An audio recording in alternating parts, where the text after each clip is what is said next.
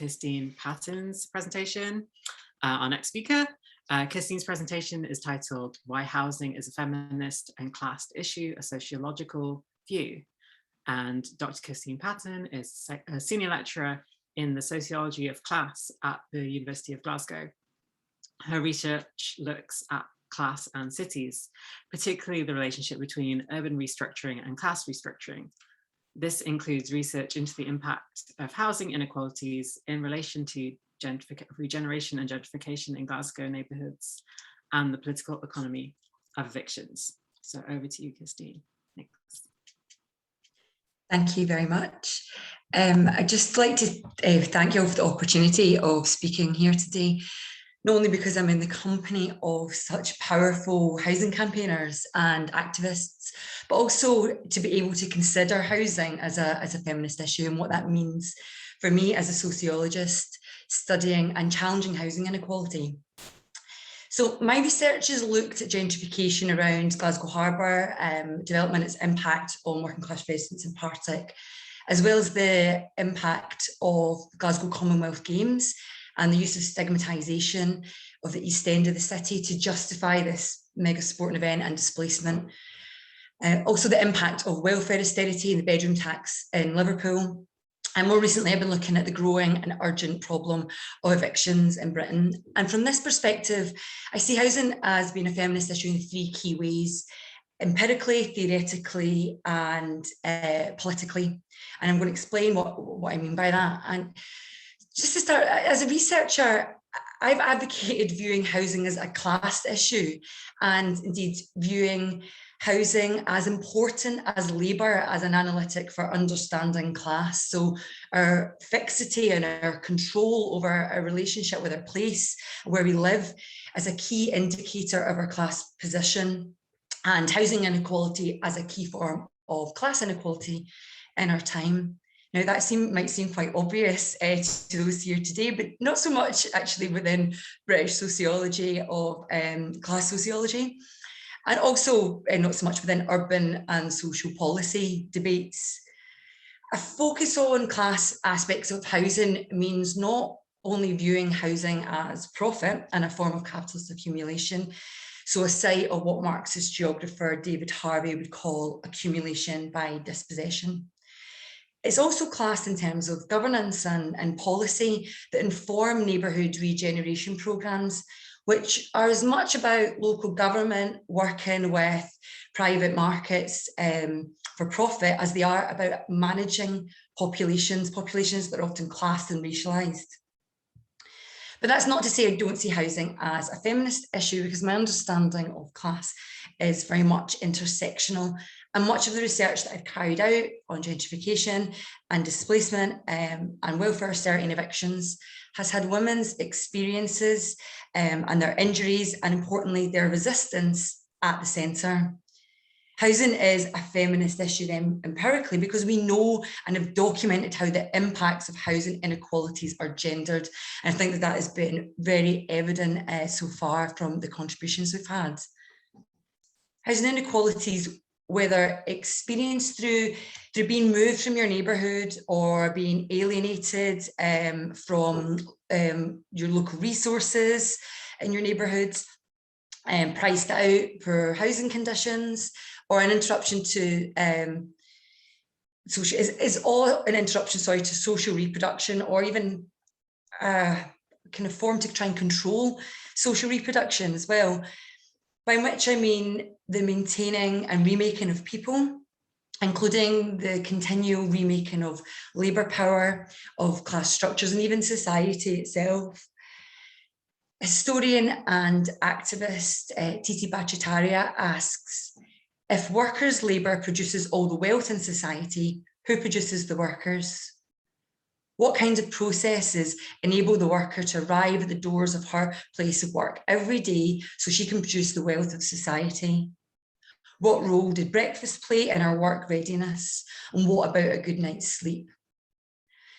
Home is the site where This happens and housing inequality disrupts that. It cuts deep into daily life, dictating whether we have a physically or mentally healthy life, whether we live safely, whether we live in fear, whether we can afford to keep close to family and communities that we need to maintain essential care networks.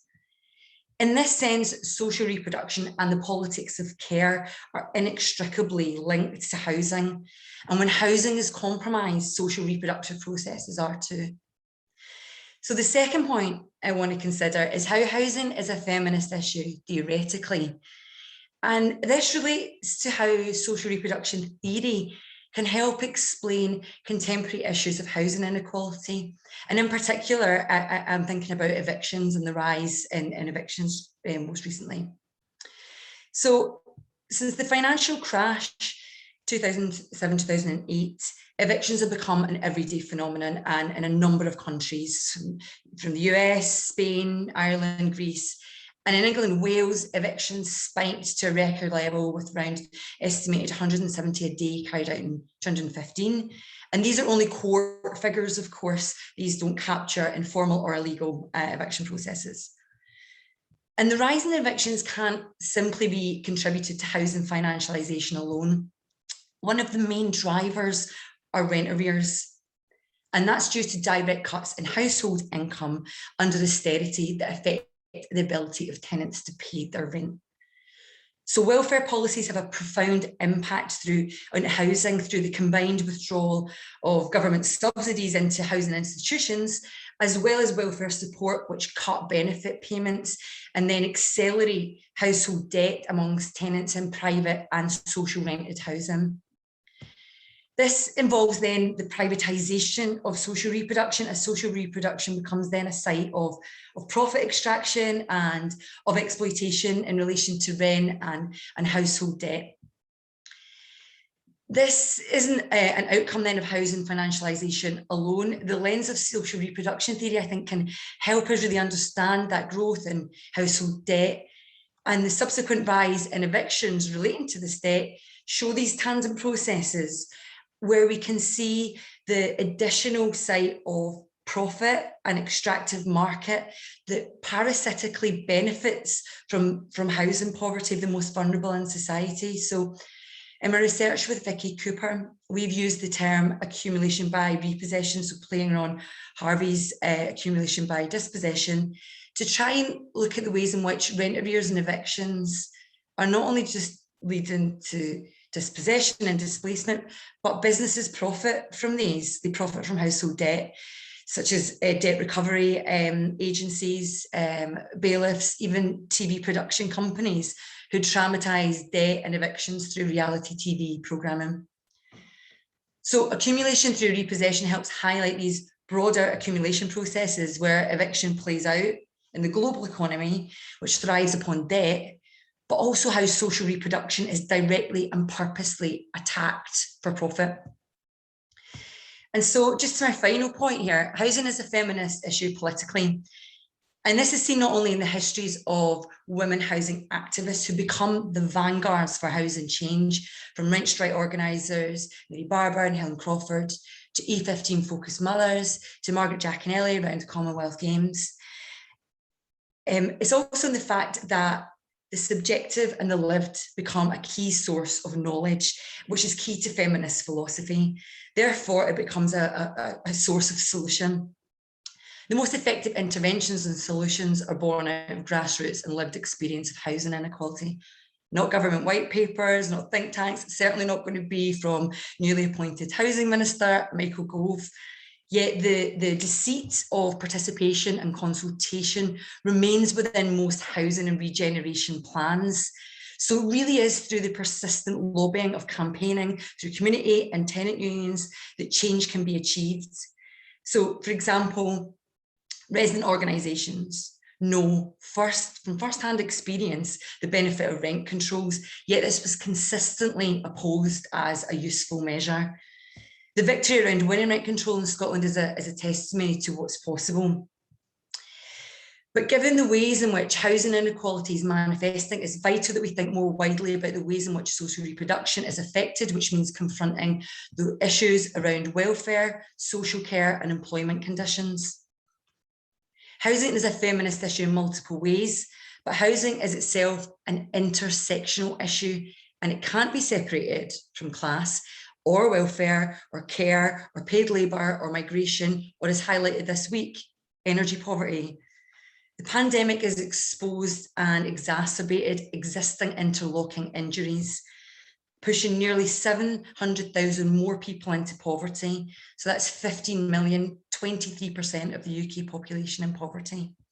1 in 9 workers don't have pay or job security.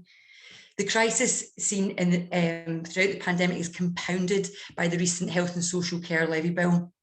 So we see further privatisation of social reproduction, with families forced to turn to further borrowing and debt to survive. And this puts an immense strain on housing and the home. But it also emphasises that we can't solve housing inequality without broad coalition working with trade unions and with tenant and community groups. Something which I think is being very clearly expressed here today. And this speaks to the power of feminism and the political practice of solidarity. As organiser and writer Lola Olufemi reminds us, radical feminist movements have always been underpinned by their ability to understand interlocking systems of oppression. And it's from that collective position that we can achieve truly transformational politics. And that's why I think housing should be seen as a feminist issue. Brilliant. Thank you so much, Kirsteen. That was really fantastic. Also hitting all of my buttons to think about social reproduction in this context of housing, and like also this almost this turning around of like, rather than thinking about the intersection, how you know different intersecting differences affect housing, how housing is actually a site of similarity and experience, and how all the intersections collide there, or how they all build from there. So we've got